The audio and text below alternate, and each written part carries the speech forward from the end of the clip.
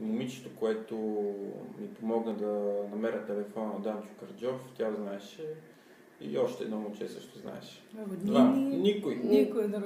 Наши много близки приятели. Само, че аз същия ден, дори преди концерта, имах среща с нашата приятелка, която е знаела, която обаче нищо не ми каза, не ми спомена, дори не загадна.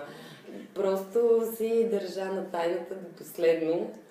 Няколко дни преди самия концерт, реално беше нейният имен ден и беше си харесала пръстенче да си взима. За подарък, на следващия ден ще има точно среща с това момиче и аз чудех какво да измисля, само и само да не си вземе пръстенче, защото може всичко така леко да се поразвали. И мина добре тогава.